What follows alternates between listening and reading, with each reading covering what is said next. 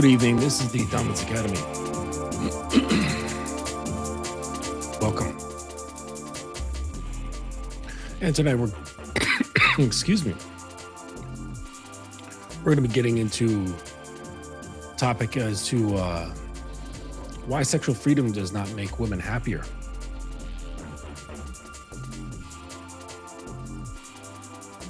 What's going on here? Yes, why sexual freedom has not made women happier. All right. Well, so this has been a topic that's been around quite a bit. You know, you see guys discussing women's sexual freedom, criticizing their sexual freedom, blaming women that on the downfall of the American family, that giving them all sorts of choices and freedom has led to things like OnlyFans and basically using dates as pseudo prostitution. And I get that. And the thing is that whenever we make a choice in life, we always make a sacrifice. You know, every time we're choosing one thing, it means we're not choosing something else. And that's with everything that goes on in your life as well. And that's just the nature of existence, you know. That's how things are. So we're going to be getting into a little bit of that this evening. Hope everyone's had a nice weekend. And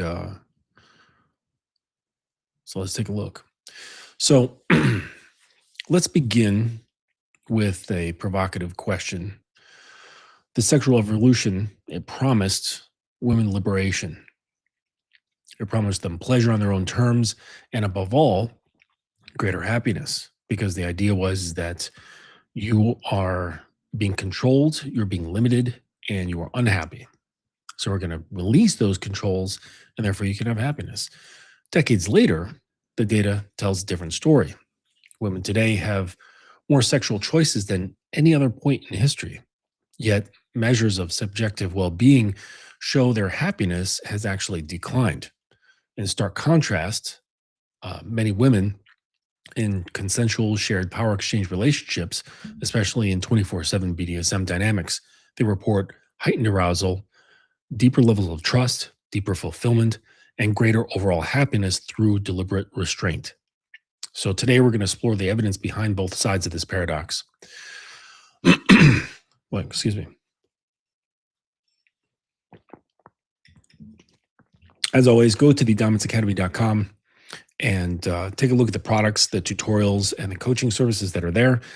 And go to the top right and take yourself a dominance quiz to see where you stand. Okay, so in the 1960s and 70s, it brought about the birth of the birth control pill, no-fault divorce, and a cultural shift that celebrated casual sex as empowerment. The message was very clear that unlimited sexual freedom would liberate women from outdated restraints, deliver more orgasms, more partners, and therefore more joy.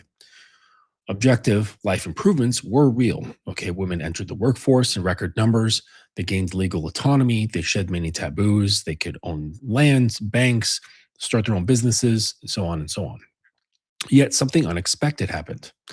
In a landmark 2009 study published in the American Economic Journal, economists Betsy Stevenson and Justin Wolfers analyzed decades of happiness data from the General Social Survey and international sources. They documented what they called the paradox of declining female happiness. Women's self-reported well-being fell both absolutely and relative to men's. In the 1970s, women typically reported higher happiness than men. By the 2000s, that gender gap had reversed or disappeared. The decline cut across age groups, marital statuses, and even countries, everywhere the sexual revolution took hold. More choices in every domain of life, including sex, seem to have made satisfaction harder to achieve, not easier. Why? Two mechanisms stand out amongst many. First, the paradox of choice. Psychologist Barry Schwartz had shown that when options explode, decision fatigue and regret skyrocket. In the sexual marketplace, women now navigate apps, hookups, friends with benefits, polyamory, and situationships without clear scripts. The freedom to say yes to everything and anything often leads them wondering whether they should choose at all, or I'm sorry, whether they choose well. Secondly, hookup culture delivers uneven rewards. Multiple large scale studies across college students reveal a consistent pattern. Women orgasm in only 10 to 11% of the first time hookups, compared with 68% in committed relationships. Men, by contrast, orgasm reliably regardless of context. Women report far higher rates of regret, embarrassment, loss of self respect, and emotional distress afterward. One study of nearly 1,500 undergraduates found that 78% of women who had casual sex experienced regret, often tied to feeling used or unfulfilled, while men were more likely to regret missed opportunities, not the encounters themselves. And if anyone would like links to the studies that this information is from, just message me and I'll get you that information. In short, the sexual revolution largely freed men to enjoy low commitment, high frequency sex, while women absorbs the emotional costs. The result? Greater freedom on paper, but declining subjective happiness in practice. So now let's flip the script. Imagine a woman who voluntarily surrenders sexual freedom, not out of repression, but out of deliberate, enthusiastic consent. She enters a 24/7 Dom sub dynamic where her arousal is controlled, her orgasms are earned, and her daily life operates under clear rules and rituals. Counterintuitively, research and practitioner accounts show this structure often produces dramatically higher arousal, emotional security, and life satisfaction than anything goes type freedom. Start with the biology of restraint. Tease and denial, also called edging or orgasm control, is a staple of BDSM power exchange. By bringing someone repeatedly to the brink of climax, then stopping, the body floods with dopamine, adrenaline, and endocannabinoids. The longer the denial, the more intense the eventual release. Practitioners describe it as primal, addictive, and far stronger than vanilla sex. In 24/7 dynamics, this heightened state can simmer for days or weeks, turning ordinary moments, text messages, eye contact, a simple command, holding hands into electric foreplay. Sexual tension never dissipates, it compounds upon itself. But the benefits go far beyond orgasms. Multiple peer reviewed studies on BDSM participants consistently find they score higher on psychological well being than the general population. They show more secure attachment styles, lower neuroticism and anxiety, greater openness to experience and conscientiousness, higher recent well being and relationship satisfaction. One Dutch study even measures hormones during scenes. Submissives experience rises in cortisol, the stress hormone, paired with surges of endocannabinoids, which is the body's natural pleasure chemicals, a combination that produces euphoria, catharsis, and deep calm afterward. Dominance showed similar reward chemistry when power exchange was central. Far from being damaged, BDSM practitioners often report feeling more authentic, empowered, and connection than in vanilla relationships. In a 24/7 dynamic, restraint becomes a lifestyle, not just bedroom play. The submissive might wear a symbolic collar 24 hours a day to remind them of their place in the relationship. They may follow protocols around clothing, speech, chores, or even when she may touch herself. On the surface, this sounds restrictive. In practice, it removes decision fatigue. Many women describe an extraordinary sense of relief. For the first time, I don't have to perform or choose. I simply obey, and I'm cherished for it. The structure provides safety.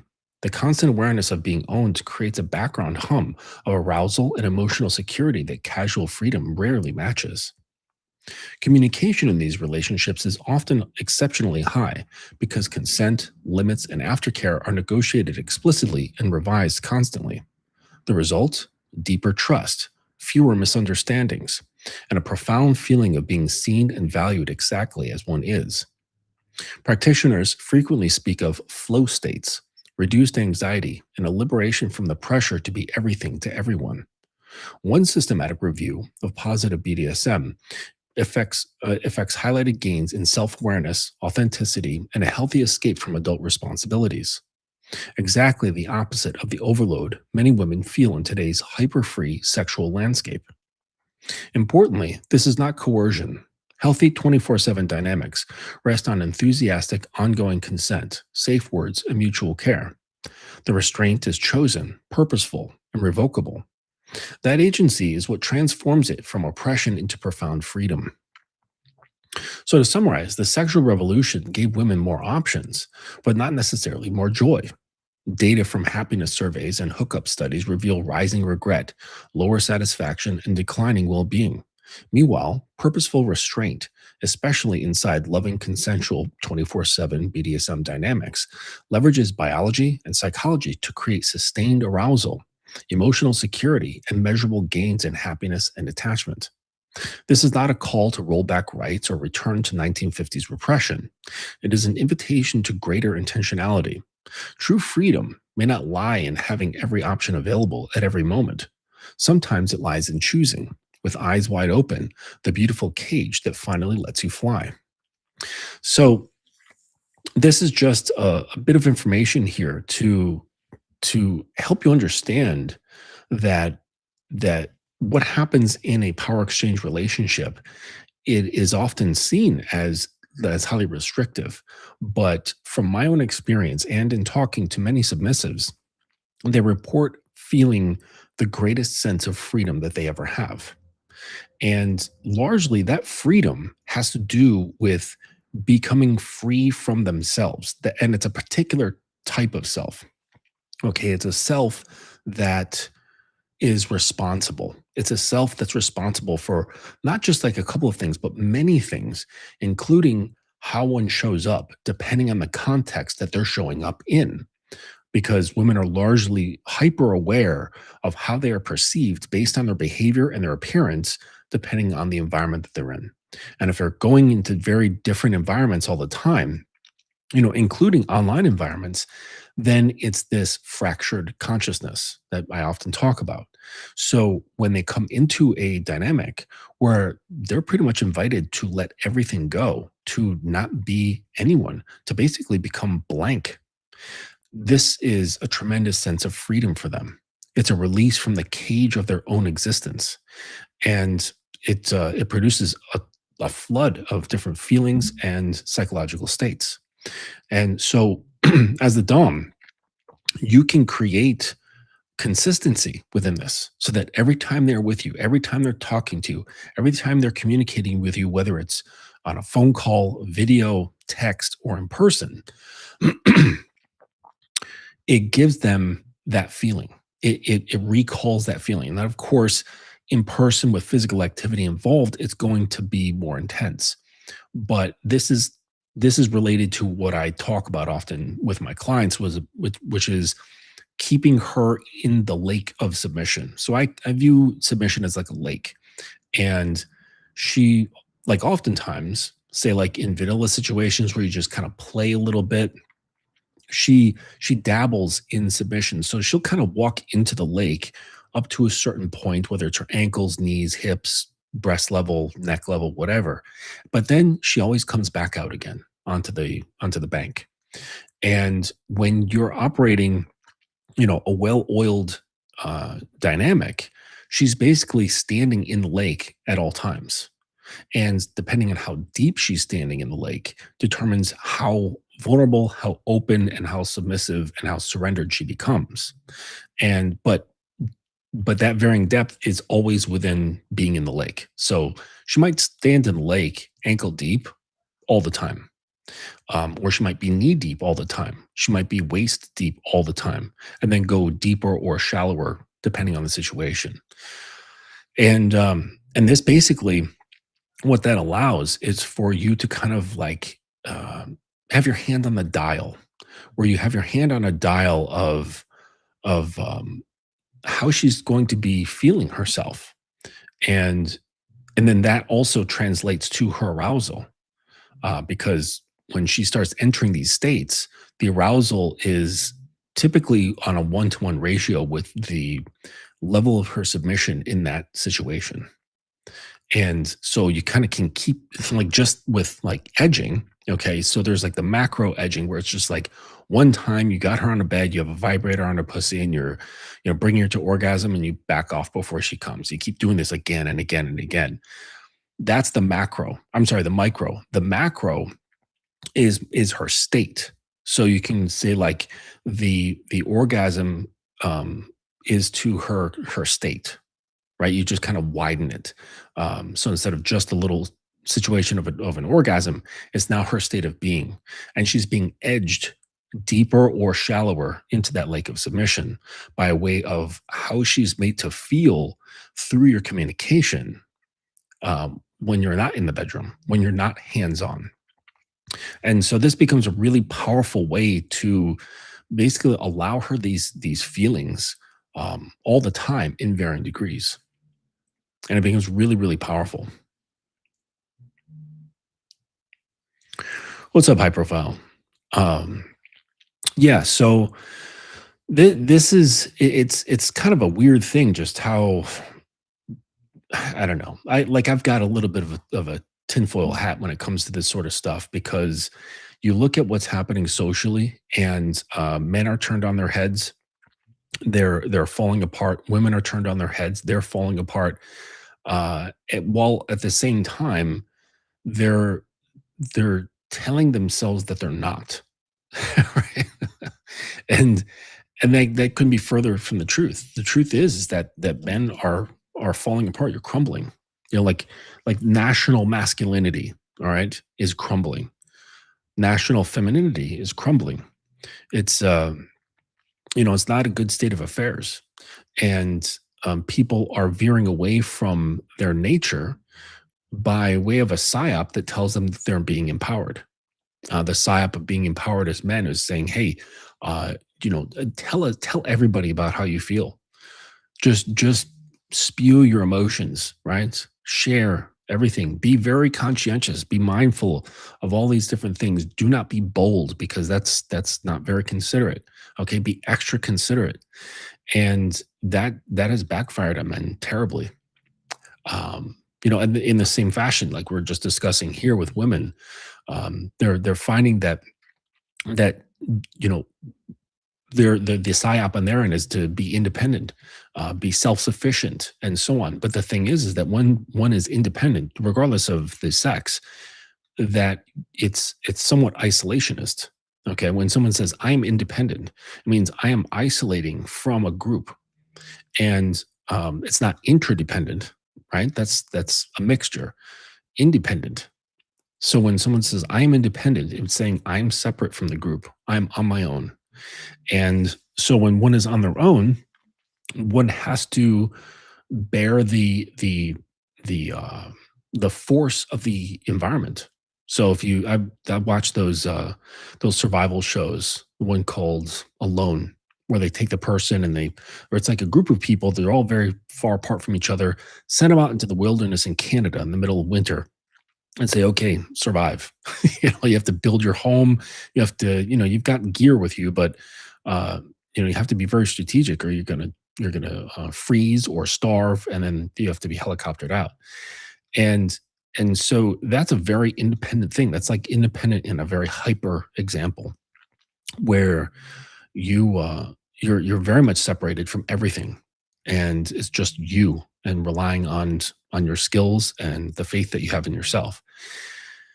And unfortunately, that's not the best situation to be psychologically when it comes to being in relationships. And and so like women are they were encouraged in various ways to turn away from building community, turning away from building families, and saying, listen, no, this is better. It's better that you are on your own. It's better that you put your own flag and stake that in the ground and claim your own little bit of land or what have you, and do it on your own. So and then they had their own weird little psyop that caused them to lose their sense as well. And it seems to me like a very clever way to control population without really having to do much. Like, all you got to do is just get in people's heads, make them do the opposite of what they're biologically best at. And next thing you know, people aren't getting married, people aren't having children, they doubt each other, they fear each other. There's very high levels of distrust between men and women, and there you go, boom, no one's having babies, and now we get a nicely controlled population. You didn't have to kill anybody, you just prevent people from being born. There you go. And it's a really messed up thing to think about. But I consider these things. So while I cannot really directly affect women, on a mass scale, I don't think that's actually possible. I do think that it's important for men to get their shit together, and you need to really stop consuming social media. This sort of thing will rot your fucking brain. And I know that this says, like, every generation, like, there was a period in time where they thought reading would rot your brain, and then it was listening to the radio, and then it was watching television, and then it was playing video games, and then it was the internet. But and all that stuff was studied and basically thrown out. But this is real, right? The psychological impact of social media has been studied, and it's not inconclusive, where it absolutely has a tremendous effect on your psyche. And it basically, like, splits it apart, it shortens it, and spreads it out. So when that happens, it's like you don't have any serious grounding. And the subtle messages get in, which then further blur your strong sense of self. Because when you have a strong sense of self, you don't really need to listen to anything. You just say, "Hey, no, this is me. This is what I believe in. This is what I stand on. I really don't need to listen to anything else. All I have to do is listen to my own constitution. That's all that's necessary." But largely, guys just don't have anything to stand on. They're not standing on any sort of principles. They don't have programs. They might say they have programs, but they're all largely full of shit. And this is not the way. The way is not through lying. The way is not through posturing. The way is through actually being the thing that you think you are. And this requires hard work. This requires listening more to yourself than listening to the millions of voices that are found on Instagram, TikTok, YouTube, and so on and so on. Uh, this is what's ripping guys apart. And you can weaken an entire population without having to lift a finger, without shooting a single bullet. All you do is just get in their heads and turn the blender on, and just turn men into mush. And that's what guys are. Men today are soft as baby shit, and they're easily triggered. They're easily brought into argument and verbal contesting, which can sometimes produce a certain weird sense of accomplishment when you've given someone a nice, verbal smackdown by way of tapping on a keyboard. But that's not anything real. That's not anything that's a solid accomplishment. Um, this is not the path of manhood. This is not what creates change, right? The change that happens occurs through you. That you are as my friend Miles says, you are the closest thing to God. If you believe in like Christian hierarchies, it's God, man, woman, child. So you are the creator. You are the progenitor. You are the path carver. And I don't know what's happening with guys. They don't want to think in these terms. They just kind of brush that off to, like, yeah, but, like, what's the point? They'll say, well, what's in it for me? And that's part of the problem. Part of the problem is that what's in it for me sort of mentality.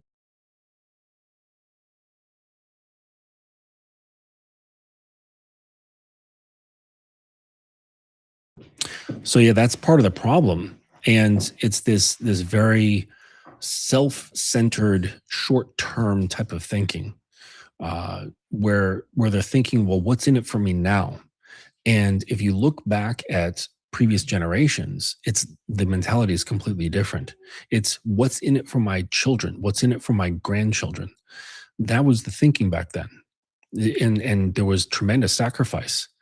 Um, the A lot of families, they would go without because uh, they wanted to produce something better for their children's children. They wanted to lay a foundation, and no one's really thinking about that. They're like, I want to get rich now in this life for me, and that's the entire mentality. And this is part of the problem because we're not thinking long term, and that has always been one of the best superpowers that men have had. And that superpower was long distance thinking. And so what greater way to weaken men, which is to get them into their emotions and get them to be more short-sighted and make them into consumers. This is what's happened to guys. You've become consumers, like consumers of audio, visual, and things, right? Commodities. And when someone becomes a consumer, that's when they become more emotionally tappable, right? Their emotions can be tapped like sap from a pine tree. And um, and so that makes you very easily controlled. Start thinking about making you more self-conscious, things like that. Like my grandfather, he wasn't self-conscious. He didn't think about his image. Like, sure, like, yeah, I mean, he took care of himself. He like, um, had good hygiene and things of that nature, but it wasn't anything complicated. It wasn't with the thought of, oh, how are lots of people going to perceive me? It was just like, oh, this is just what I do, right? I make sure I'm clean, I'm shaven, I wear clean pressed clothes. That's about it. Okay. But now, because of the shift in consciousness around image for men, you're doing 10-step skincare routines, right? That take you a fucking hour every night. You've got guys going to nail salons to get their cuticles messed with or whatever, getting pedicures, going to like mud bath soaks and shit like that. It there's one It's one thing to take care of yourself so that you're not falling apart. And then there's going like the extra mile. And a lot of guys, they're just going the extra mile. They are they're just becoming more and more like what women were. And I don't know if women have cut down on that sort of thing. They probably maintain the same, but they've just adopted, you know, characteristics that have, traditionally been attributed to men. And so it's just everyone's twisted around. So I would just say it's up to you guys. It really is. Like, if you want things to change, it's up to you. And it's not anything that's going to be immediate. But unfortunately, this is, man, what are these guys doing? One of my dogs is just making all kinds of weird noise. But anyways, so it's largely on you. It's largely on you. And the problem is that your mind has been conditioned for immediate results, because you can bring yourself food at the push of a button. You can bring yourself groceries at the push of a button. All forms of entertainment at the push of a button. You can buy a new wardrobe at the push of a button. Like, you don't have to do much, and the return is largely immediate. At this point, Amazon is delivering packages from drones and shit. Pizzas are rolling up to you in a robotic cart. So this is a problem, because what this does is it shifts the consciousness from delayed gratification to immediate gratification. And if you're stuck on immediate gratification, you cannot build anything. See how nice little trick that is? Because anything that gets built cannot be built immediately. It's impossible. It's literally impossible. I mean, until we get to the point where we have like thought connected to nanotechnology that just kind of like builds itself type shit, like like the nano version of Tony Stark's armor, where he's just like thinking, he's like thinks his arm turns into a shield, and boom, it turns into a fucking shield. Right? Like that's, but we're very, very far away from that. Okay. We're close, kind of like with AI interfaces where you can say like, oh, make me an image of this, or make me a little movie clip of this. And, you wait a few seconds and it's done. But that in itself is a problem, right? Like I've been a digital illustrator, well, not even just digital, but traditional and digital illustrator for, I don't know, 25 years, something like that. And I make my own artwork. And now if I want, I can make something very similar, maybe not in my style, but very similar in a matter of seconds.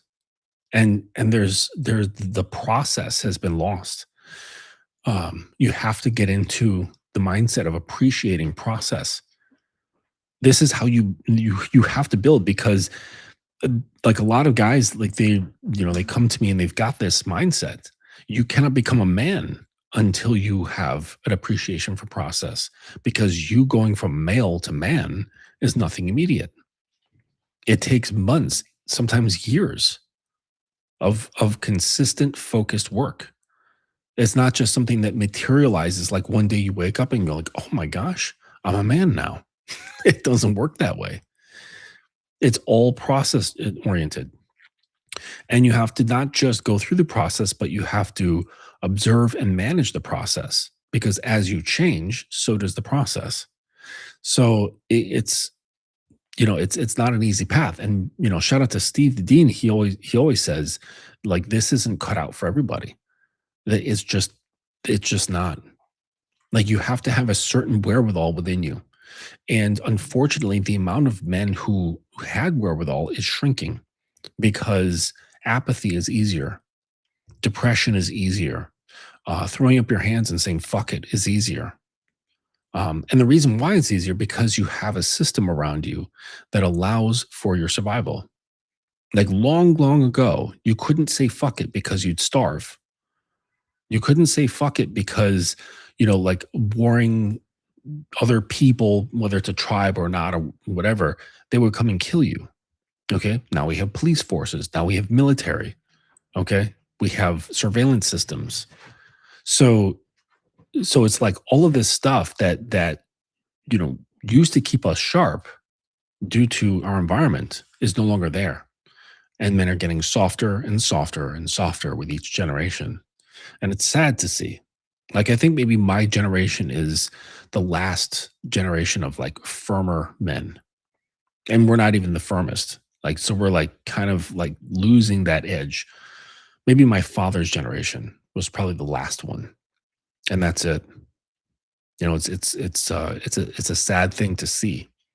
But this is part of the reason why I'm doing the work that I'm doing, right? Because um there has to be these kind of men in society. Like, this has to be you. If it's not you, it's got to be somebody else, right? Because um when shit hits the fan, and it will, there needs to be men to rely on.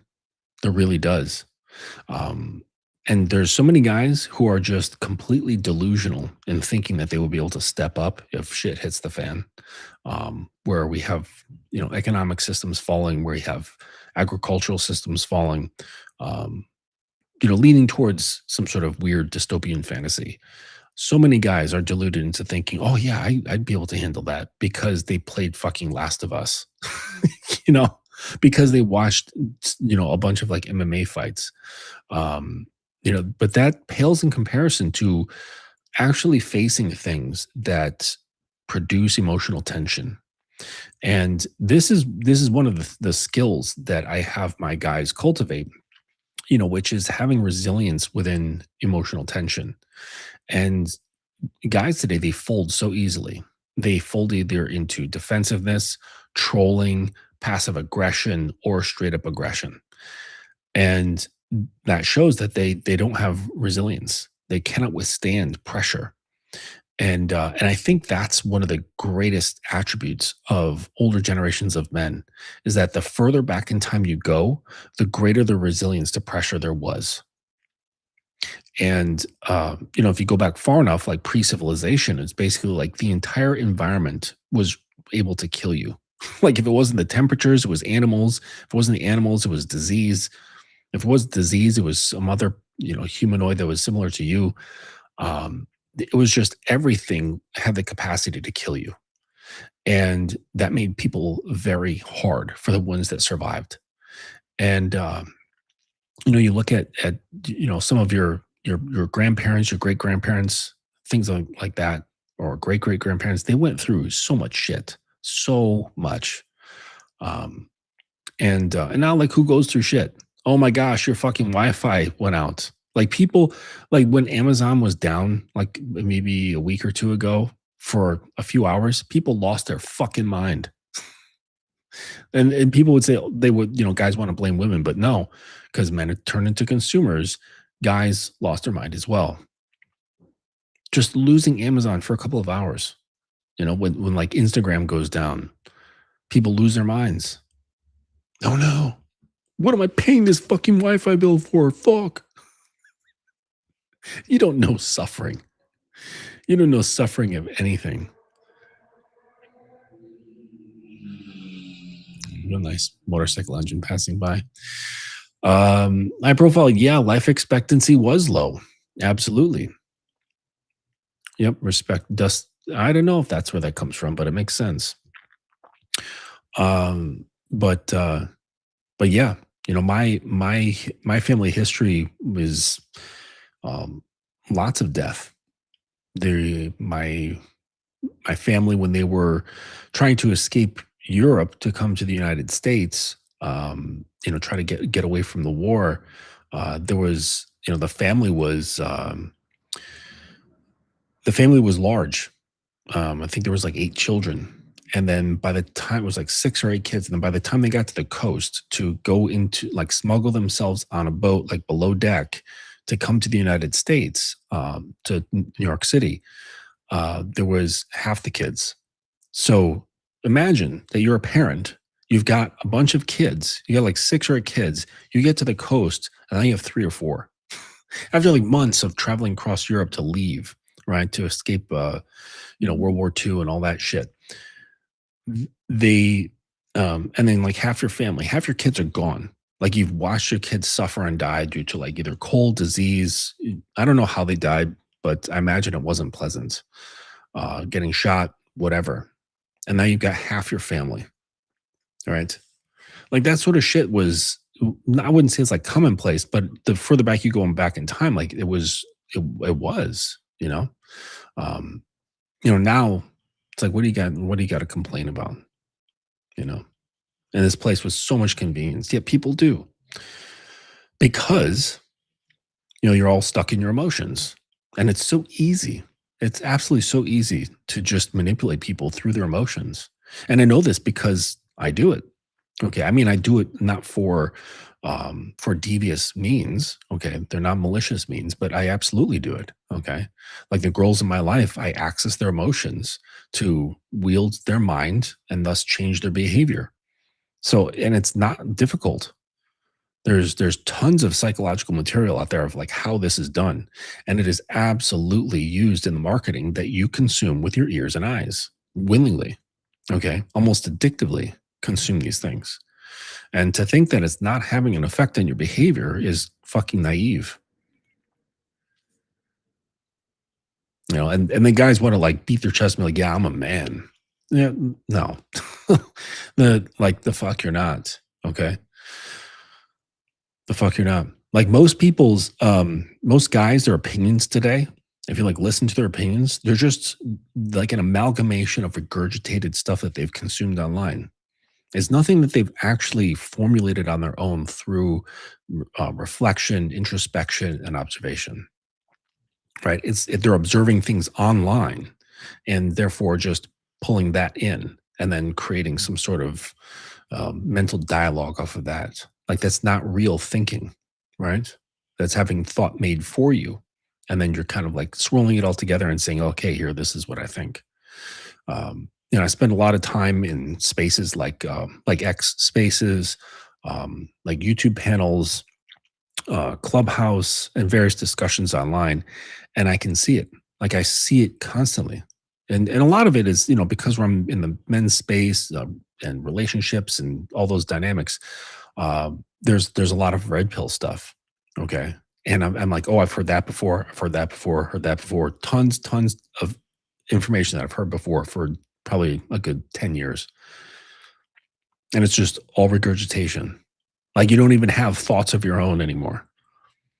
But you think you do. Like you think you're smart. You think you're clever. Like you're thinking out of the box. Right? Like, oh, I've been red pilled. I can think outside of the matrix. No, you're still fucking neck deep in the fucking matrix because no thoughts of your are your own.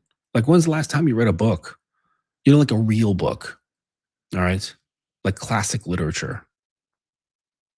Like shit that was written and has had such an incredible impact on society. Not fucking uh Rollo Tomasi's books. Like that's not literature. Okay. That's like pseudoscience nonsense. Kevinism, if an apocalypse hit and folks had to go out and hunt for their food, a lot of this generation would be in trouble. They panic over Uber Eats app when it's down. Yeah. hmm Yeah, I got into a discussion like this today. Because it was on Clubhouse, and these guys were saying, oh, men they naturally have an affinity for this, and so on and so on. And there might be some truth to that, because if you look at that show alone, they have very well trained people on that show where they're out in the wilderness on their own, and they're all trained survivalists, men and women. And in all the seasons, there hasn't been a woman who won. Okay, there's only one instance of this, but it wasn't on their regular programming. They made this like spin-off show, and they changed up the thing. So the original format is basically there is no time limit. Like it's just whoever is last, whether it takes weeks or months. Like whoever's last is the one who wins. And it goes on for however long it needs to go. And in the original format, a woman has never won it. A woman has won the spin-off, but what they did is they set it to a particular time frame and they shortened it. So it wasn't indefinite. They put a specific timeline on there, and also there was one other, they made changes, right? They made it like easier basically. And so then the person who won it was this woman. And that's no slight on her. Like she was like an amazing survivalist. Like she definitely knows what she's doing. But the average person, I do not think, like the average like urban person who's never seen a forest in their life, who's never like actually, they don't even know what a forest smells like. All right. Like in the spring, like that has a particular smell. Um, they don't know like, well, basically anything, like how to shit in the woods. Like there's a way to shit in the woods. Um, what do you do with water? Okay, like without water, a couple of days you're dead. Okay, and you can't just drink from a stream. Like that's a really fast way to get dysentery. There's so many things that just people don't know, and I would say like most people, to your point, Kevin, would be dead. But they think like guys like think they're like, oh yeah, like I watched Rambo, I know what I could do, and that's really not the case, right? You wouldn't survive just because you're a man. Okay. Um, and it's just delusion. And this is what I was talking about. Like this idea that like guys, they think they are a certain thing but when it comes down to like pressure, you're not. Okay. Because like a lot of guys, it's like either they're complete recluses and they have no network. They don't engage with men like in life, like men that you can actually like put your hand on their shoulder. All right. No engagement with men. They have no social life, no friends. All right. Maybe they've got like a couple of buddies like online that they play Call of Duty with, perhaps that, but no one that they can say, hey, I'm moving. Can you help me move this couch into the moving van? Like nothing like that. Or like, hey, the carburetors on my car need to be adjusted. You want to come over and help me, grab like a six pack and, let's do this. No, that's not happening anymore. Okay. Someone said they have trouble changing a tire, or maybe that was just from the the comments that I saw in Clubhouse. But it's mass delusion. Okay, it's Dunning Kruger. Like guys think they're better than they actually are. Well, wait until you actually feel true pressure, okay? Real pressure. And they're not going to put themselves in these situations, right? But it's beneficial if you do. Like I really encourage guys to take up camping. Take your time, build up some gear over time, amass yourself some gear. You don't need a ton of stuff to camp well. I mean, you need a ton of stuff if you want to camp comfortably, but you don't need to camp comfortably. You just need to be able to camp well and go into camping, right? Try it out. And but think about it, like born and raised in an urban environment, they don't own a car. Like they don't own an axe, they don't own a knife, they don't own any fire making tools. They don't even know how to start a fire, like if they needed to. None of this stuff. Okay. Like what would they do if they had an open wound? They wouldn't know what the fuck to do. It'd get infected immediately. Immediately. They'd have fucking gangrene almost instantly. You're like, oh fuck, my foot's turning black. What do I do? you know, yeah. Back then, a child grew up seeing his older parents plus his elder grandparents. You were born into seeing your entire life cycle. Absolutely. Yep. As the elders deteriorated, it humbled you to value the moments. Yep. And those elders, they were also like, because as people get older, they constantly tell the same stories over and over. Like I'm starting to do that. It's funny. And so they'll tell those old stories. They'll tell the stories of shit, and it's just what they remember from their lives. So you're constantly hearing those old stories of the things that they did when they were younger. And now people like laugh at them, like, oh yeah, like make jokes like you had to walk to school, 20 miles and that sort of thing. It's just, yeah, it's a lack of gratitude, lack of respect, lack of understanding, like of how you were able to be born with such conveniences in your life. You have no idea like how that all came about and the sacrifices that were made. You're just happy that you can drive your car through the Holland Tunnel and go to your home in New Jersey, or in Manhattan or whatever. But if you look into how that the Holland Tunnel was built and how many men drowned trying to build a tunnel underwater, okay, during that time when the technology was not great, that was that was like a serious time. But now it's like you're just more concerned about the immediacy of things. Gunn says, for decades I've had coworkers observe how I move, and there's a few that ask how. I tell them to turn off your phone, take a ride with me. It's hot in your car. You're not ready. Yeah. Yeah. Yeah. There's a number of there's just a number of things that are missing, right? Um, and I also think that there's I think a lack of understanding of the fragility of life. I think that's also missing on guys. Um, because we have so much convenience, because we have so much protection, and and this is something that drives people down. Like I said, it's like you go out into the woods for a few days, and one little thing happens, and you're screwed. Like you twist your ankle, you're fucked. You break one bone, even like a small break, and you're fucked. If you get diarrhea, you're fucked. Like you're not getting antibiotics out there.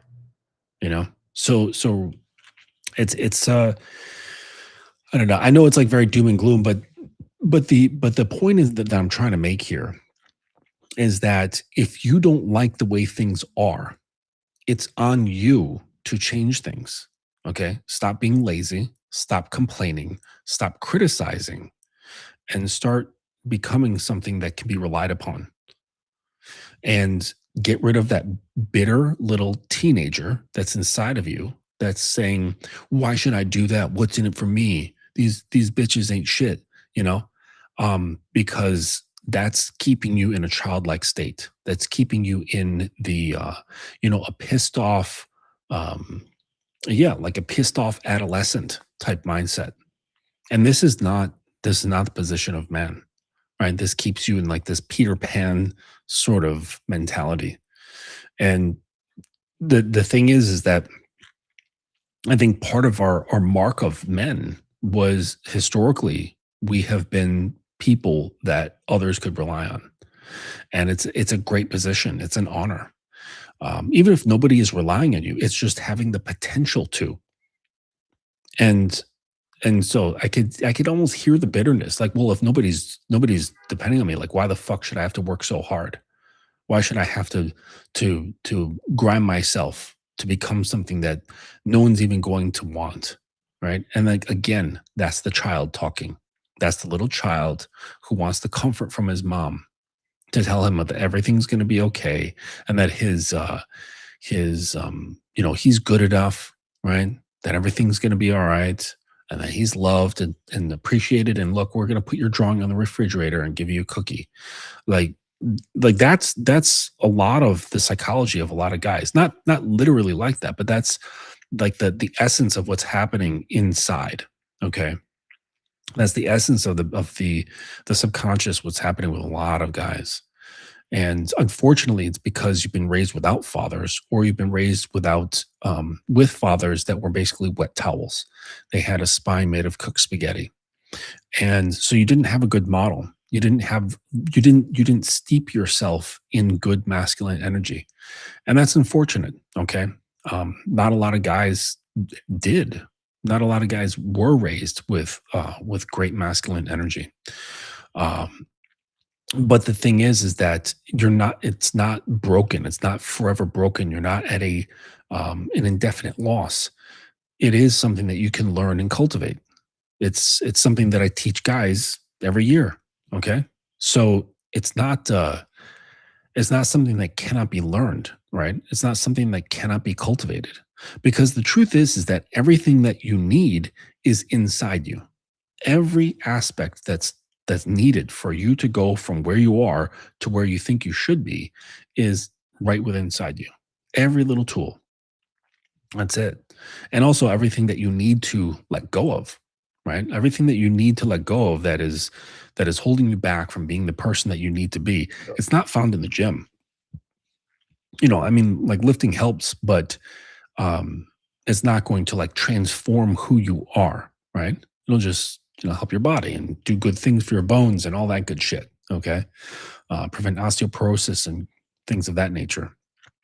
But it's the things you need to let go of are just sitting right there and within you as well. And you find what I've found within my years of coaching is that the things that really propel a man forward is not adding on stuff like learning new things, acquiring new attributes or whatever. It's actually letting go of things. It's just dropping that dead weight, that psychological dead weight of certain beliefs, certain feelings, certain perspectives, attachments to the things that happened to you as a child. Like that's all dead weight. And once you drop that shit overboard, your horsepower just increases dramatically. It's a really interesting thing, you know. Um, the first one. This is a new guy. Welcome. Unless you've been here before and I don't recognize you. Sexual revolution proved that when you give women total freedom, sexual agency, you get these results. Yeah, yeah, it really is. And and it's the thing is that unfortunately, and this is often from the mouths of men who are adolescent in spirit, unchosen and bitter. All right. They're like basically bitter simps. They want to blame women. Okay. And there is no like one single thing. Okay. It's a web of interconnected things stemming from, like social, like the psychosocial state of the time, the economy, agriculture, what's happening with trade, all sorts of stuff. Like it's all interconnected. Like all of the things are interconnected, and as like the culprit. Okay, it's not just like one thing, but guys will see that, and they just people typically, it's a habit of humans, is saying when there's a problem and they want to find the culprit, they want to point the finger, go, ah, there they are, they've been caught red-handed, it's their fault, string them up, right? And that's just really not how things work. Usually, like a situation, especially something as large as this, like the current, like, you know, sexual sexual dynamics, relationship dynamics, marriage dynamics, like it's not one thing. But as humans, we want to find the one thing, and just saying, oh, it's all spread out and interconnected between all these different vector points. Like, we need something to express your feelings and your anger and all that stuff, and your displeasure. So there's always a boogeyman. Um, and so they point at women, right? Typically, because they're sexually repressed, right? If you guys go back to the video I did recently of that guy sitting in the car, he's sexually repressed and frustrated and angry. Okay, so his attention's already on women. And so when you change topics and you start talking about, like, well, sexual revolution and how this possibly affected society and things of that nature, um, that anger then gets channeled down that topic, and they're like, yeah, it was women's fault, and it really wasn't. I think that there wasn't really any forethought. I don't think anyone really thought deeply about ramifications of certain things, both men and women during those times, during the '60s and '70s. I think it was done with good intentions, but wasn't really well thought through from like a multi-decade sort of perspective. Um, and that's just not how a lot of people are. Okay. So the only way forward, you're saying here, is for men to not be cleanup men. Men don't need to clean up the mess that was made by these women. Um, well, I mean, if you do want to point fingers, it was the men who were in power that actually put these policies into action. Okay. Um, Women might have said, hey, we want this. Men were the ones that said, okay, let's put this into law. Um, and so, really, if you want to point any kind of fingers, it's at the men. But it's not that simple. It rarely ever is. But again, this is what people want. People need a boogeyman to throw rotten vegetables at, to kind of displace their already held anger, sadness, frustration, sometimes even rage. But the truth is that social developments are usually complex, and there's usually not one scapegoat, and that's just the reality of it. And there's sort of like a frustration in that. I get it, because people are angry, and they want someone to attack. But really, I can almost guarantee that the attacks that people make, they're actually very old bits of anger that's happening here. The ones who are most disturbed typically have terrible relationships with their mothers. They usually have codependent relationships with their mothers. They have terrible relationships with their fathers. There's often codependency. There's abuse. They're the ones who have the most pent up anger, so that when certain things come out, where there's a opportunity for their subconscious to release the pressure from that valve, they do. And they're actually the most dangerous people. One of the most dangerous people, because of the repressed anger, the repressed pain. But we don't push those things down at the academy. We actually lean into those things, and we start peeling off the layers, because you cannot operate as a man, to for anyone to rely on, including yourself, if you're walking around with a bunch of pain and anger. That makes you volatile. That doesn't make you solid and grounded. Um, and yeah, this is, I mean, I can just tell, like, Alpha, the first one, like, you're probably young, because you're going by like Alpha something or other. And just this idea of like, no, it's not my responsibility. Right. Um, the way I grew up was if there was something dirty or something broken in the home, it doesn't matter who did it, right? Just if you see this out of place, you fix it regardless. It doesn't matter who did it. It's just changing the thing. It's changing it because it needs to be changed. Okay. Like if I'm, out in front of my house, if I see garbage in front of my house and it's like in the street on the curb, I'm not going to say, oh, that's city property. I'm not going to touch that. No, I'm going to go out there with a fucking push broom and a dustpan and push the garbage into into the dustpan and take it to the trash bin on the corner. I'm not going to say, oh, that's not my responsibility because that's not my property. That's actually city property. So I'll leave it to them. It's like an adolescent, like not my problem sort of thing. Okay. But what happens to society when man says, not my problem, when they all say, not my problem? Um, because the thing is that is again, coming from the mindset of guys who are in short term, what's in it for me type thinking, uh, you're not going to have, you're not going to build things and want to take care of them. Not at all. So if you go back in the day, like, what comes to mind is I forget his name, but he's the guy who came up with the New York City subway system.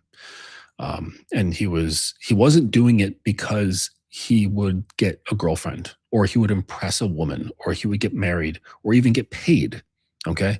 He did it because it was a fucking awesome idea and he was obsessed with it. And he's like, you know what? Just looking at how things are, he was like, this is a problem, like of how people were, because it was like cobblestones with like, wooden wagons and horses and shit. And then in the wintertime, it was terrible getting around Manhattan. So he's like, there's got to be a better way. So he sat down, was working on plans and stuff, and eventually landed on putting something underground. And he found this business that allowed him to dig use their basement access to use that point to dig. And he had to do it in secret because at the time there was a crime boss who was running New York City and nothing happened without his permission, especially if it had the potential to make money. So he was like digging out this stuff with a small team at night. Okay. While during the day he actually had a job. So at night, he was digging underground with his small team to the point where they, I don't know, either brought down or built a drill down there, some sort of tunneling digger, and they were just by hand like pulling out like with wheelbarrows like dirt, rocks, and all this shit. Okay, I don't know how long it fucking took him, and eventually built this thing, and it was gorgeous when they were done. Okay, there was like water fountain, there was a grandfather clock, they had like gas sconces on the walls, and it was all like powered by fans. Okay, so they ran electricity down there, and it was powered by these giant fans, and it just pushed the train, which was like basically like this cylinder, and just pushed it from one end to the other. And it was only a few blocks, but it was enough, and like people were using it. But eventually, that crime boss found out, and he had the whole thing shut down. And so the thing is that the point is that it was done. It was done. It was done out of passion. It was done out of the spirit of wanting to see change because he wanted to see change. Not because there was anything in it for him, not because there would be a pat on the back. Largely people didn't even know who the guy was. Think about it. I couldn't even remember his name. I mean, remember the story, but he's not lauded as like an incredible man or anything like that. He was an inventor. And so he just had the passion to solve a problem that he saw around him. And that sort of spirit is largely lost on men, right? They're like this Mr. Alpha here, right? Saying like that hey, like I didn't create this. It's not my problem. The solution is, I don't want to even get my hands dirty. The best thing to do is just sit back, right? It's not my job to clean up a mess that didn't involve me. And so imagine if William Barclay Parsons said, thank you, Efren. If he said, hey, you know what, that problem with the traffic and this, people slipping and falling in the snow on cobblestones and, wagon wheels and all that shit, that's not my problem, right? Whatever. I'm just going to sit back. Somebody else will figure it out, right? Somebody else will do it, but that's not my problem. I didn't create that mess. So I'm not responsible for it. I'm not going to take any responsibility. And the truth is that it wasn't his responsibility, but he made it his responsibility because he wanted to. He said, this is a problem and I want to find a solution. And he didn't say, oh, can I like telling other people, this is what you should do. That's what you should like. He was like, no, fuck it. I'm taking it upon myself to create this thing. He could have been killed. Like if that mob boss like found him early on, it probably would have killed him. He could have been thrown in jail, right?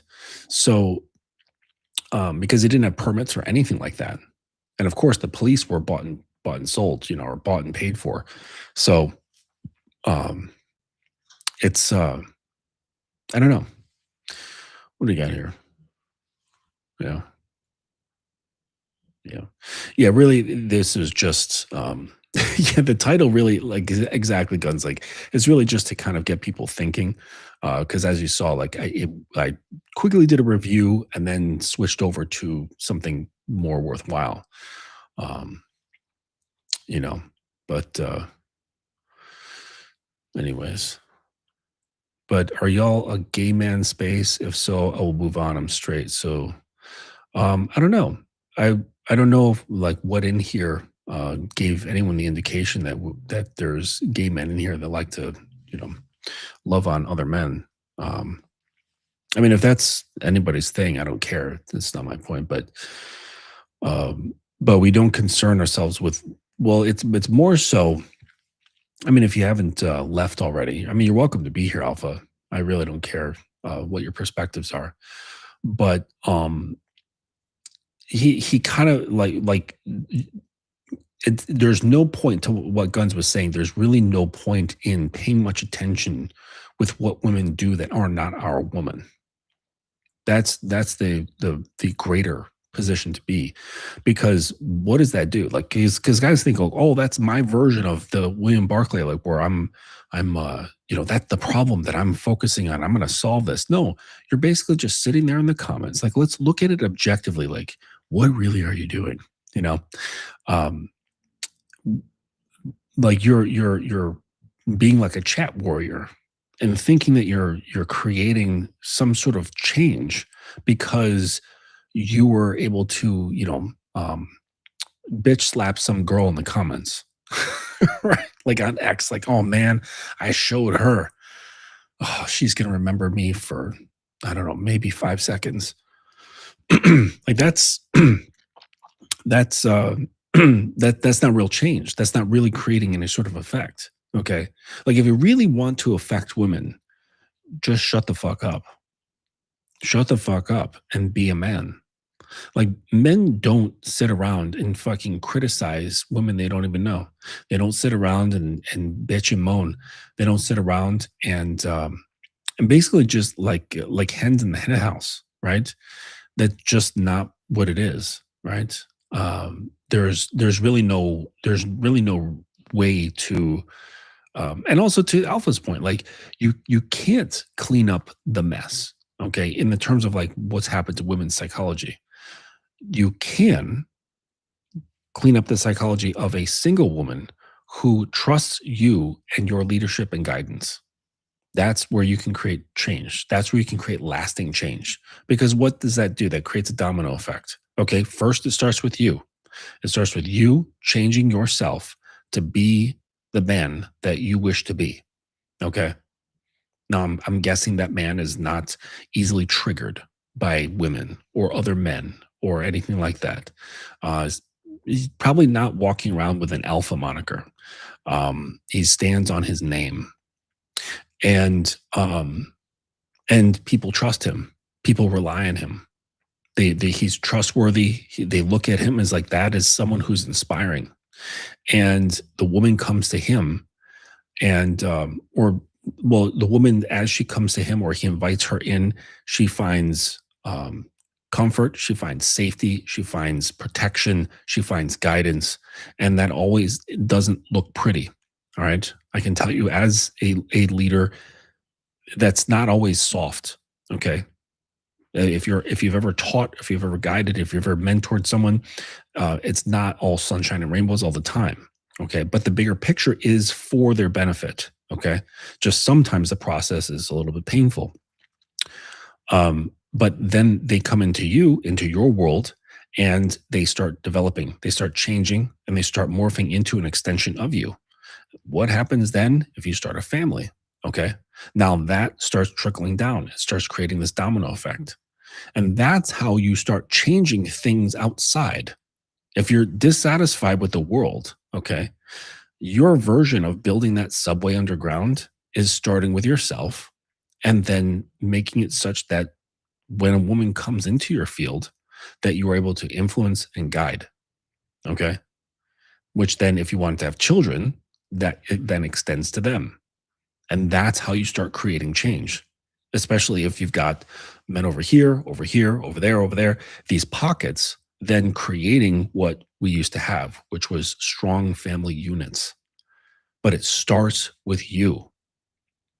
That's actually cleaning things up, Mr. Alpha. That's cleaning things up. See, he came in here. I don't know if he's still here. I can't tell. But he's young. Wish you all the best. Peace. Like grown men, you don't say peace. Like, come on. Like be a grown up and use like actual words, right? Tell your language channel that you're fairly new to the men's space. We're not a pill cult manosphere. Yeah, he's new to it. He's like all like charged up. It's like, man, I'm like the alpha. Alpha. Oh, geez. But yeah, so like one of the most alpha things to do is to be healthy, right? Like physically, mentally, psychologically, emotionally, spiritually. That's like getting your shit together is a very alpha thing to do. Shutting the fuck up, like talking less and listening more, observing more. That's why you have 2 eyes, 2 ears, and 1 mouth. Okay. That's alpha. Shutting the fuck up, not being so goddamn opinionated like a fucking, like an emotionally charged teenage girl. Like, no, settle down. Okay. Observe, think, then speak. And when you do speak, make sure that there's some sort of meaning behind it that has weight, not just you want to speak because you can fill the air with your fucking garbled nonsense. Okay. Read, educate yourself, spend less online and more with your nose in a book, right? Series of books. Last year, 2025, how many books did you read? Like from start to finish, not like you read the first like few chapters and then like put it away. Like how many did you actually finish? Probably not many. It's the mentality of cultivation. Okay. You can't just be like, hey, I want to fucking snap my fingers and have a garden of like, with like carrots and lettuce and, cabbages and all this stuff. Like it doesn't happen. It takes fucking time to make something worthwhile. Okay. And it seems like guys have no desire to be something worthwhile, but they're really excited about promoting the image that they are worthwhile. They want to work out to create a body that makes it look like their body works. Okay. That like goes through effort. You know what I'm saying? Like that's like it's just all image based. Okay. They want to promote a lifestyle. They want things to look a certain way so that they can say like, oh, so at least I'm perceived like I'm something that might matter. How about instead you do the daily practice of becoming something that matters? Mostly to you, all right? That isn't fueled by your ego, that doesn't satisfy your emotions, but has some objective truth to it. And getting away from Like, for what? For what is so that you can create something. And then you might say, well, these create something with what? These cooked American women? Well, there's still some here and there, but I get it, you know. But there's a world full of women, an entire world full of women.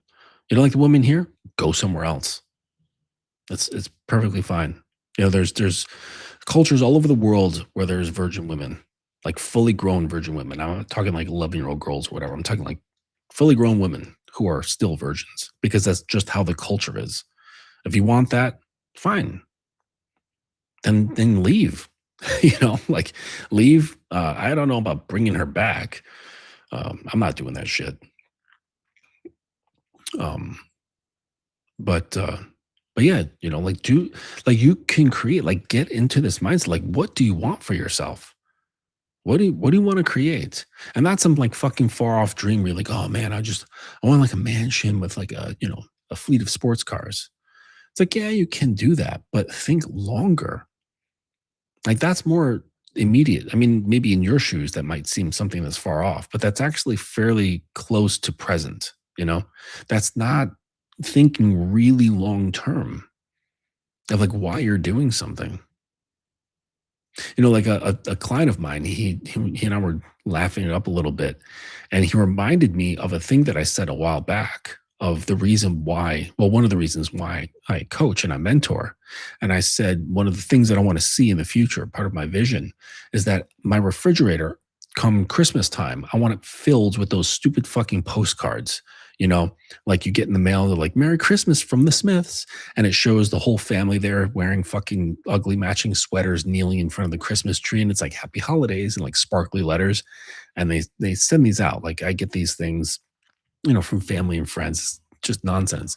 I want to get this from my clients who have either rekindled or created relationships and marriages and families that they're proud of. And they're like, hey, if it wasn't for Mr. Justin, this wouldn't have happened. Thank you. And the thank you isn't really just the overt saying thank you. The thank you is seeing that postcard from Christmas time on my refrigerator. And that's what I want. And so like that's just a small example of like thinking longer. Okay. Like sure, like along the way, sure, maybe a sports car will happen. I'm not really into sports cars, but you know what I'm saying? Like that thing can't be the goal, right? Like what do you want to fucking do here? What impact do you want to have? I want to hear, gosh, I don't know who I would be if it wasn't for running into Justin. And I've heard that from other like old men. Like I've known like a really old guy, he died in, geez, what was he, like 98 years old? Okay. And he had affected so many people in his life. Like they named like a tennis court after him. There was like a hall named after him. And tons of people were just like, this guy, like, I don't know what I would be without him. And like there's no one who like guys aren't just, they're not fueled by that. They're not fueled by length. They're not fueled by legacy, and not just children, but like legacy of your presence here. They're just like, man, I want to be an influencer now. Great. So you want to fucking, some sunglass company to tell you, here, wear these on your fucking posts, we'll pay you money. It's like, oh, great. That's what you want people to connect to your name, that you are some fucking influencer for fucking articles of bullshit that end up in landfills. Good job. That's worthwhile. It's crazy, like how people are thinking, how guys are thinking. You're thinking so short, so shallow, and so plastic. Again, part of that psyop. You're in a great position to be controlled. I mean, if that doesn't bother you to wake you up, like, I don't know what is. That you've been conditioned to be in a great position to be controlled. Like your hands are gripping your ankles and you don't even realize it. I've had more training than most people ever will and live in my own amazing universe. This is why everyone will hear me say, be a good student, listen, notes, apply, practice. Learning is knowing. Yeah. Yeah. I mean, I've not had military training, but I've had a lot of training that's been military adjacent. And honestly, I think the US would benefit from having mandatory military training for young men. Not very long, like what's like an average stint? It's like 2 years or something like that. I don't know what they do in other countries, but I really do think that it would be beneficial to the men in our country. I mean, shit's gotten so bad globally that fucking China has masculinity classes for their young men because they realized how soft men have become, how misguided. Just these soft, like just want to like put stuff in my hole and like fucking come and play games. And it's like you're just a worthless pile of cells. Like, why are you even here? Like, what the fuck are you here for? You have no purpose except to just consume and take up oxygen that other people could be taking up. What are you here for? You don't even know. Kind of reminds me of that scene in Fight Club. I want to watch that movie again. Where he's Tyler and then the other guy that were driving in a car, and this was after the Fight Club had turned into this like basically like a crime syndicate, like an anarchist crime syndicate. And there's two guys sitting in the back, and Tyler like lets go of the wheel, and the other dude's like, "Wait, what the fuck are you doing? What are you doing?" And he's like, "Tell me what you want to do with your life," you know. And he's like, "Hey," calls back to one of the guys, and he's like, what do you want to do with your life?" And he's like, "Learn to play piano." Like right off, boom, right? And the guy's like, "What do you want to do?" He's like, "Paint the picture of a cat." Just immediate, right? And then he's like to the guy, the other half of the consciousness. He's like, what do you want? And he's like, doesn't know. And he's freaking out. Like, grab hold of the wheel. Like, come on, we're gonna crash. I think you guys should rewatch that movie. I'm gonna rewatch that. A lot of powerful messages in that movie. A lot of game. And it's almost like if there's no pressure to make that decision, then that's it. Was it also in Fight Club or a different movie where there was a guy working at a gas station or something like that? He's like, "Give me your ID." I think it was Fight Club, and like puts a gun up to the thing. He's like, "All right, I know where you live." He's like, "Don't give up on your studies. Like, if you do, I'm gonna come back here and fucking kill you." you know, these yeah, it's not even like it's. I think guys have been conditioned to not take their own existence seriously, and a lot of doubt, like a lot of like existential doubts, because they'd be like, "Well, what for? Like, why should I take it seriously? Like, what's the point of taking it seriously?" And that's kind of where you want to be, because that's the whole idea. You make your point.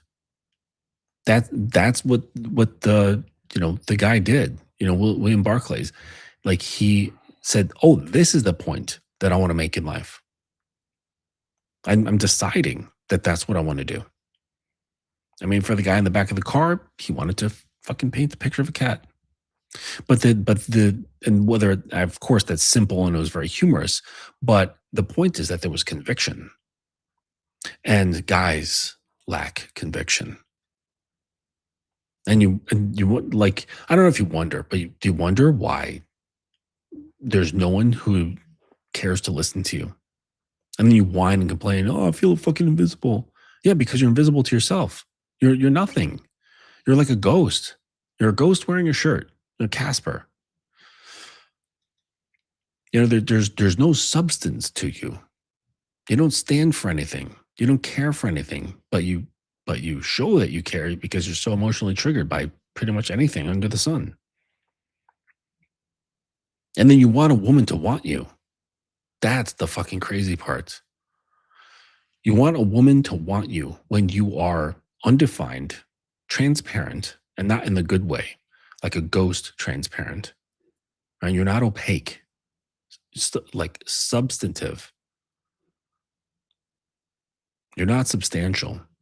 They don't stand on anything. There's maybe a drawing of a square under your feet, and you claim that it's real.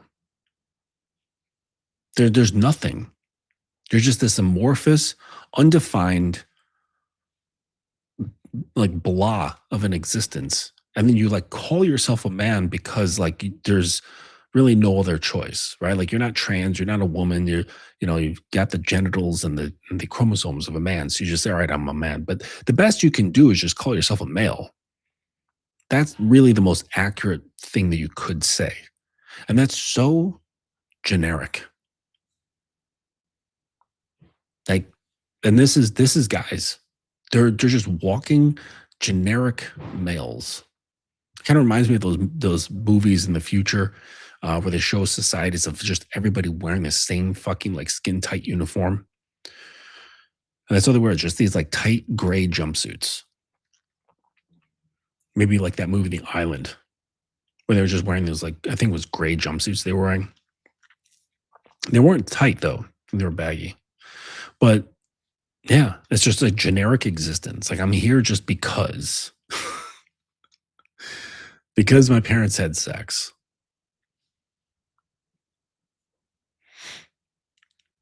Yeah. Everyone in the movie is a creation of the narrator. Oh yeah, yeah. Mhm.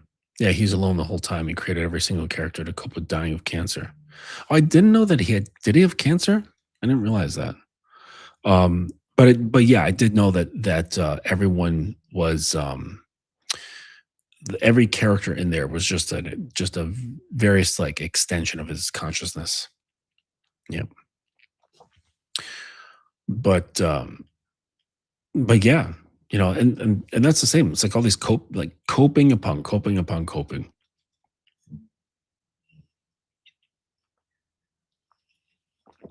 Lots of copes. And it's the original cope is just being with yourself. Just we were talking about this, like, so-called male loneliness epidemic. And the you know what the cure for loneliness is self-appreciation. That's what it is. See, because when you have a lack of self-appreciation, lack of which starts with, like, a lack of self-awareness, because you can't appreciate something that you don't know of, right? So you have to know of it first to then learn to appreciate it, okay?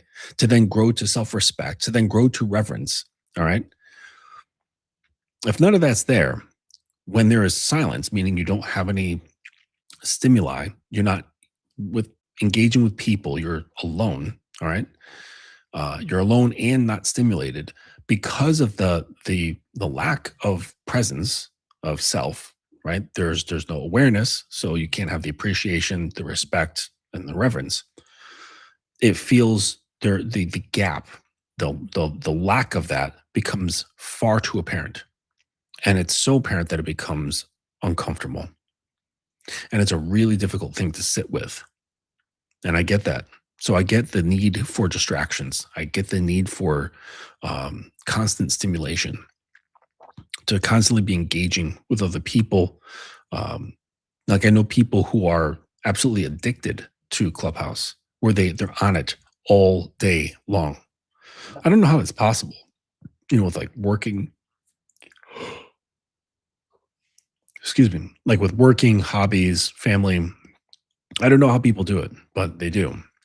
Um, but so the thing is that the cure for loneliness is actually learning to appreciate yourself, learning to know yourself, because when you do and you grow to that level of self-reverence, and not from a place of arrogance, right? But like a true reverence. Like, if you've ever had a reverence for someone that you've really looked up to, you really respected them, you loved them, that can be had to the self. It's not like you can only feel these feelings, and get into these states for just someone who's outside of you.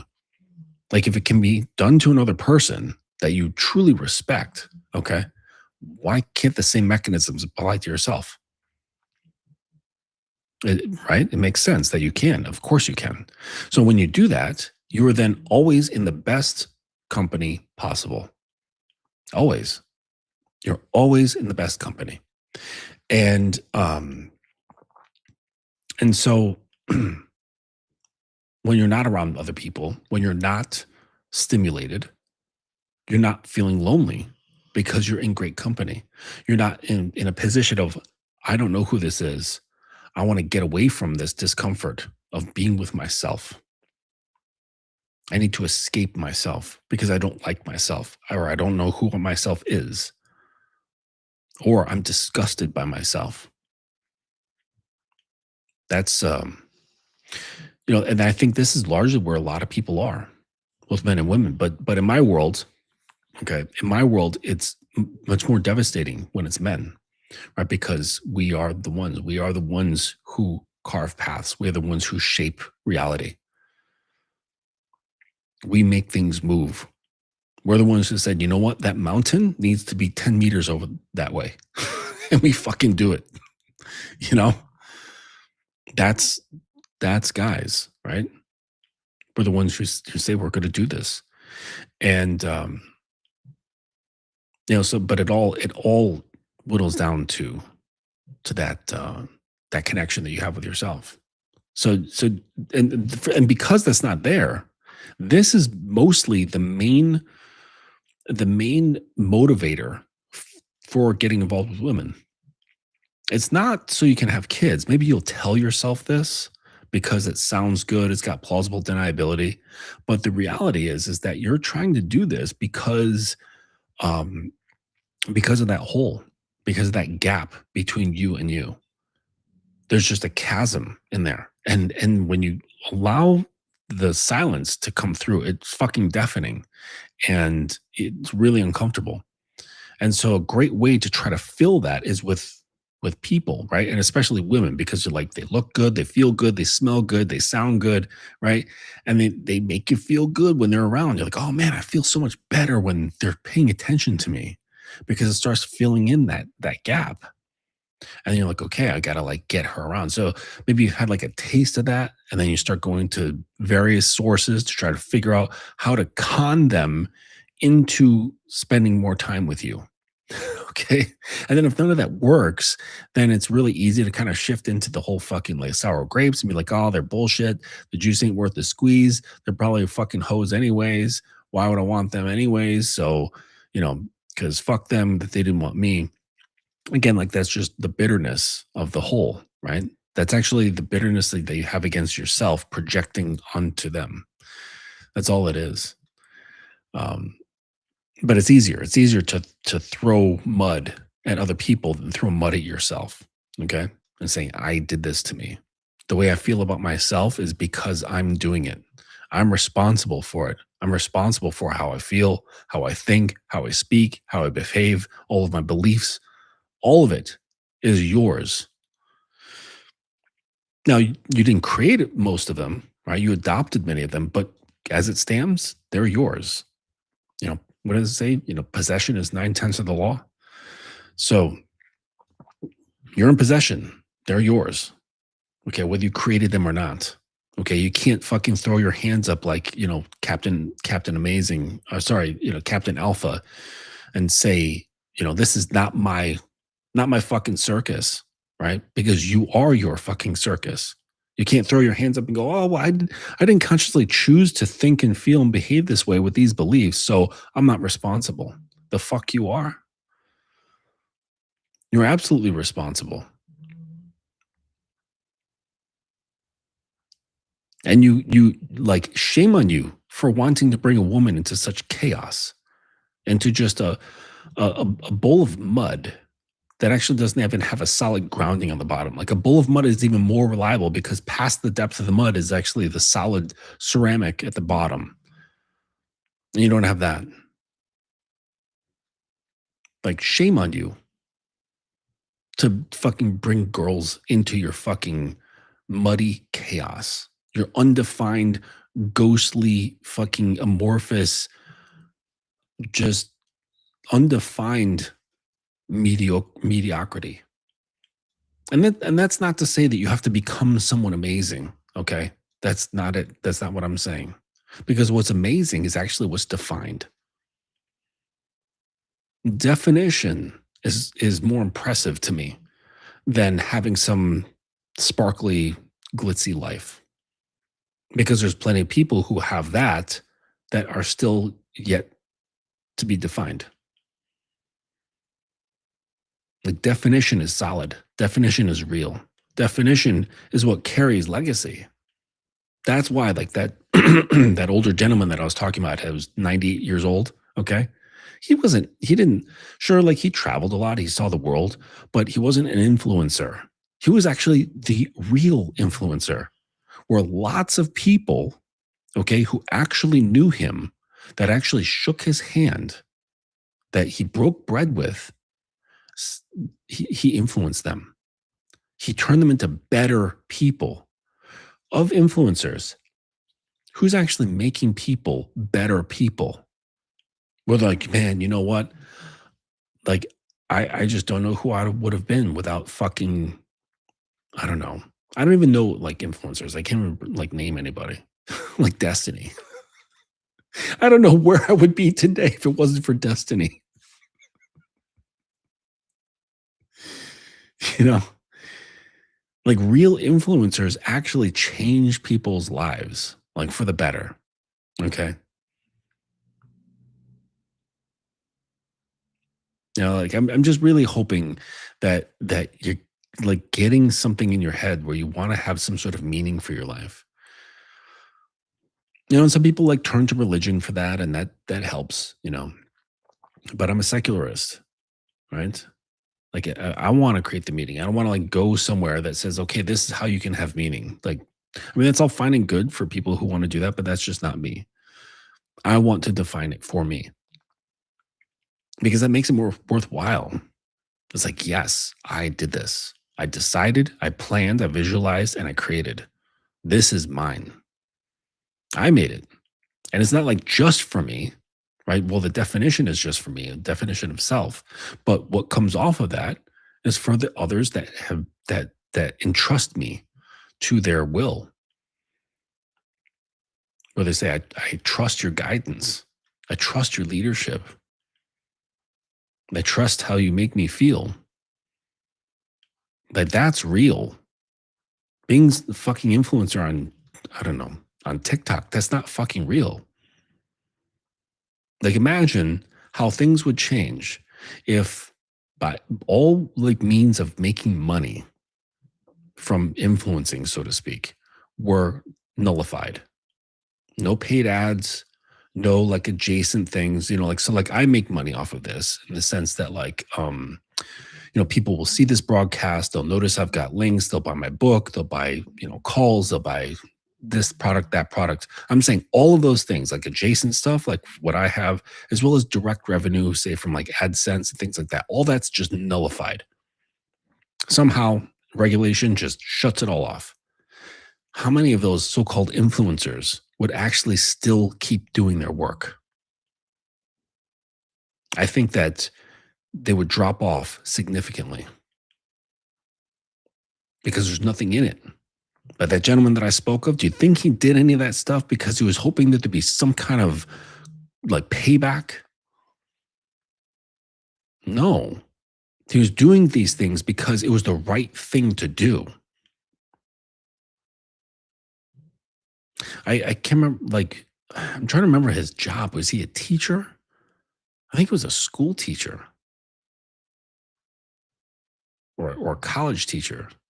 I can't remember what his job was, but it wasn't something like amazing. He was just an amazing person that like touched the lives of other people.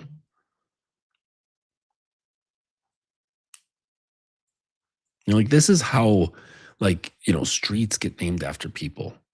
You know, the bench with a plaque on it is named after you. Seek to touch the lives of people, but you can't do that with ego. You have to like first like touch your own fucking life and saying to yourself, not because of others, but you're saying to yourself, I matter. I want to matter, like to myself. That's the important thing. Then it's like once all that, trust me, once all that stuff is dealt with, and solidified. It becomes dense. You create gravitational pull. That's what happens.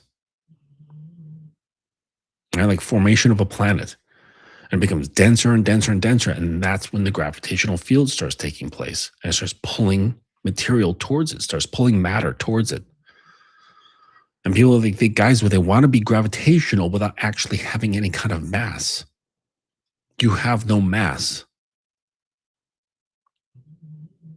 Going to the gym and getting more muscle doesn't actually give you more mass. That's funny. You think it does, but it doesn't. That doesn't put trust into you. Woman looks at you like when they give you those fucking starry eyes. The starry eyes are the best. It's like they get like all twinkly. Some maybe they get wetter. I don't really know what's happening biologically, but there's like twinkly eyes that girls get where they're just like, I fucking love, trust, and revere this man. That doesn't come about because you can fucking bench 320. Sorry, it doesn't work. It does not produce core activation within a woman. What actually promotes core activation in a woman is your presence. And I don't mean like location, okay, but presence as an energy field, as a, I don't know, kids, you want to call it aura these days, okay? Presence, aura, I think they're interchangeable. But it's that strong sense of self that's defined. It's opaque. It has density. It's not wishy-washy. It doesn't go with the world. It doesn't go with woman. And not in some sort of abrasive way like, fuck these bitches, right? It's not like that at all, okay? Like, does the wind say fuck the wind? No, not at all. Just the wind has no effect. It's just that simple. It doesn't have to say fuck anything because its presence is so great.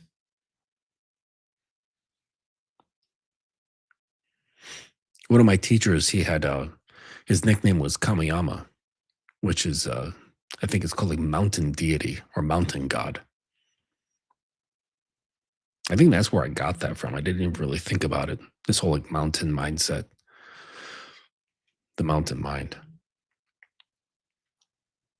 But yeah, that's and people were drawn to him like crazy because he was just so substantial.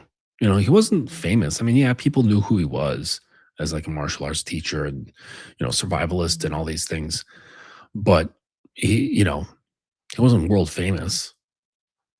But people were just drawn to him. They're like, there's just something about this guy that just I want to just suck up whatever he has to say, whatever he is putting out. I just feel so fucking good in his presence. Like even when he's like smacking me around. It's just weird like that, you know. But I don't know. If you're lost, find a mentor. You got to get out of the fog of yourself. If you're lost, if you have questions, get in touch with me. Go to the website and just go to the contact thing. Send me an email, right? And we can have a discussion. And it's not that big of a deal, right? What do the kids say? It's not that deep. My son says that all the time. Dad, it's not that deep. I'm like, the fuck it is. It's deeper than you think. But anyways, well, I'm gonna push off.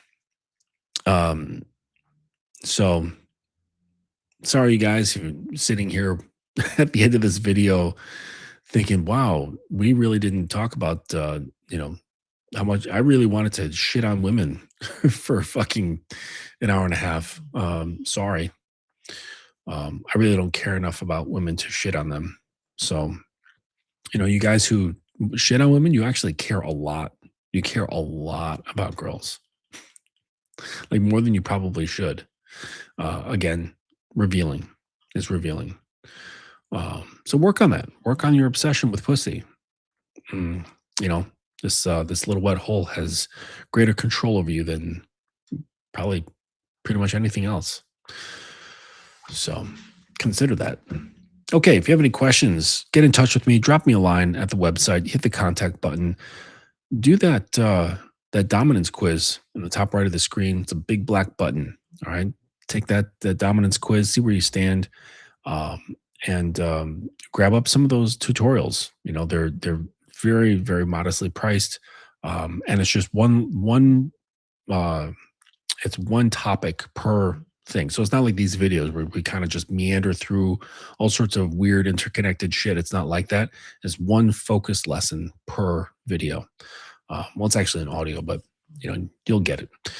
And then please, if you want to get more of my stuff, go to the Amazon, just search in the search bar or go to the links here in the description of the video.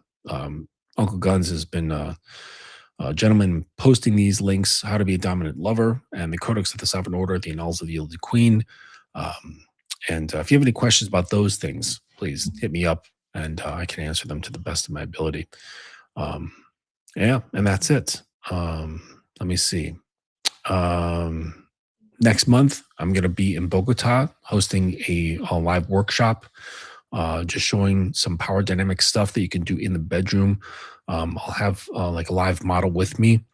Um, it can't be recorded, you know, for obvious reasons. But if you want to take part in this workshop and learn some things, get in touch. And it's not just that workshop; it's actually part of like a larger workshop where you'll be taking out with other coaches and doing, I guess, what they call day game. And you'll be talking to girls like on a regular basis, having coaches with you, helping you on those things. And then there's my workshop, which is to help guys uh, handle what they should do when they're back at the Airbnb or when they're back at the hotel. So if you have questions about that, hit me up, and we can discuss those things.